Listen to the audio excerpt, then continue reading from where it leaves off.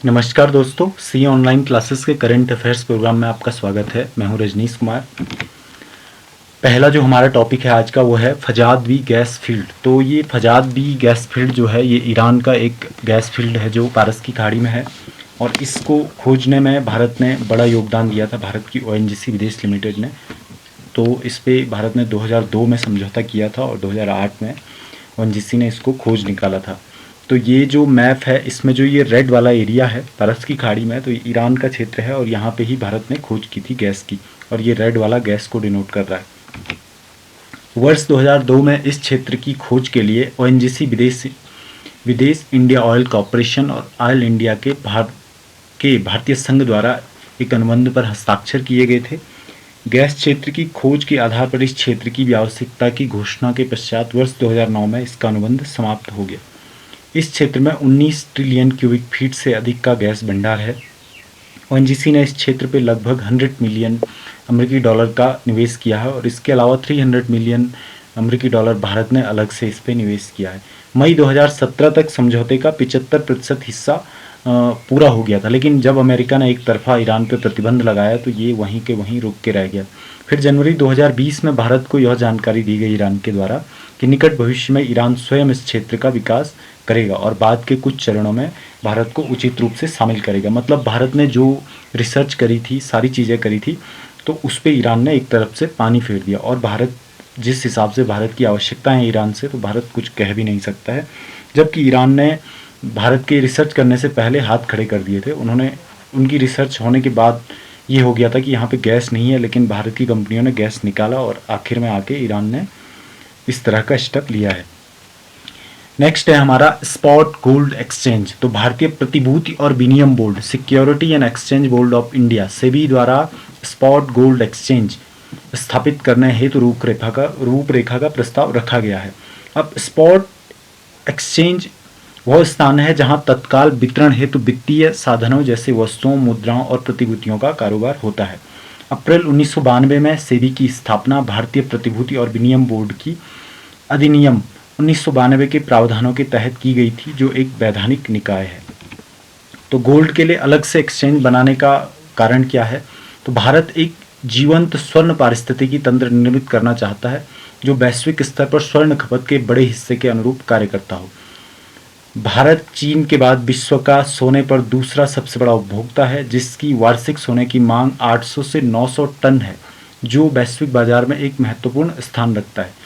Gold exchange स्थापित करने के पीछे भारत का उद्देश्य मूल्य चुकाने वाले के बजाय एक मूल्य निर्धारणकर्ता बनना है, जो London Boolean market association LBMA के समान भारत में अच्छे वितरण मानक स्थापित करना है।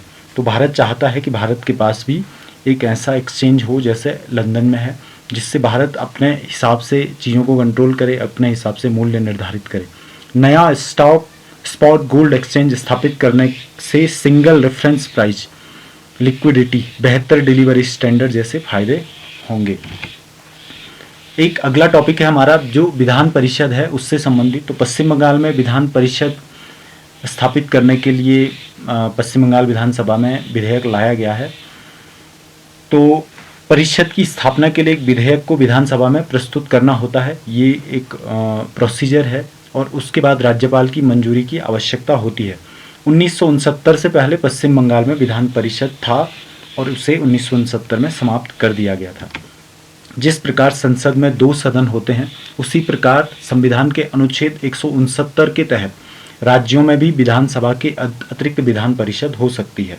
विधान परिषद वाले भारत में 6 राज्य हैं: आंध्र प्रदेश, तेलंगाना, उत्तर प्रदेश, बिहार, महाराष्ट्र और कर्नाटक। वर्ष 2020 में आंध्र प्रदेश ने विधान परिषद को समाप्त करने का प्रस्ताव पारित किया है। अंततः परिषद को समाप्त करने के लिए भारत की संसद द्वारा इस प्रस्ताव को मंजूरी दी जानी बाकी है, मतलब अभी ये मंजूर नहीं हुआ। वर्ष 2019 में जम्मू कश्मीर पुनर्गठन विधेयक 2019 के माध्यम से जम्मू कश्मीर की विधान परिषद समाप्त हो गई थी। अनुच्छेद 169 गठन और उन्मूलन के लिए विधान परिषद के लिए बना हुआ है।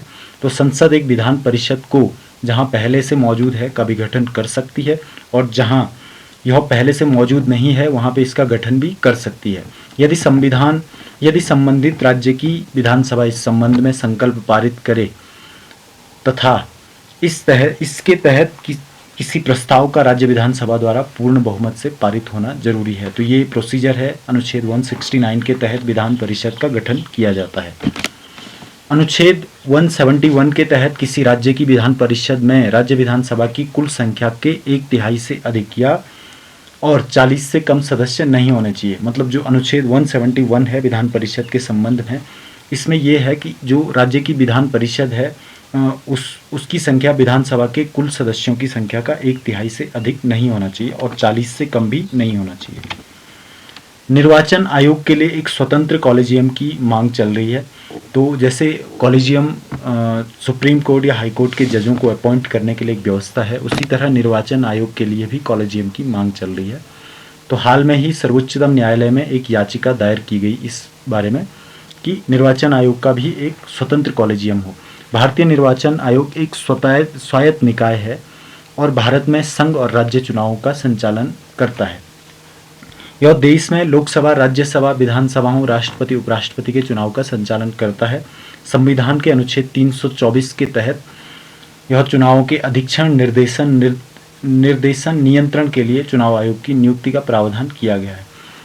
निर्वाचन आयोग की संरचना। निर्वाचन आयोग में मूलतः केवल एक चुनाव आयुक्त का प्रावधान था, लेकिन चुनाव आयुक्त संशोधन अधिनियम 1990 के बाद ये एक बहुसदस्यीय निकाय बनाया गया और वर्तमान में इसमें 3 सदस्य होते हैं। वैसे अभी 2 ही सदस्य हैं, जो इसी की दूसरी पोस्ट है वो खाली है।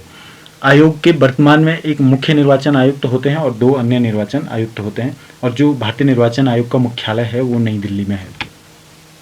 नियुक्ति की वर्तमान जो प्रणाली है, लेन देन की व्यापक नीति 1961 के तहत राष्ट्रपति प्रधानमंत्री द्वारा की गई सिफारिशों के आधार पर चीफ इलेक्शन कमिश्नर और इलेक्शन कमिश्नर की नियुक्ति करता है।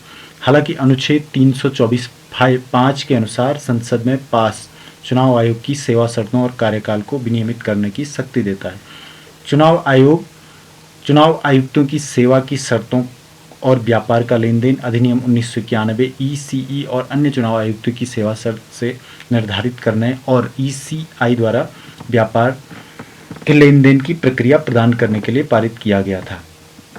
आज तक संसद ने अनुच्छेद 324(5) के तहत कानून बनाए हैं, न कि अनुच्छेद 324(2) के तहत, जिसमें संसद राष्ट्रपति द्वारा की गई नियुक्तियों को विनियमित करने के लिए एक चयन समिति की स्थापना कर सकती है। मतलब अनुच्छेद 324(2) के तहत ये व्यवस्था थी कि एक समिति बनाई जाएगी और अनुच्छेद 324(5) के तहत डायरेक्ट जो कैबिनेट भेजेगा, प्रधानमंत्री जो किसी का नाम भेजेगा तो राष्ट्रपति को वो नाम पे मोहर लगानी होती है। जो 324 था वो एक बेटर प्रोसीजर था, लेकिन इसको फॉलो नहीं किया जाता है।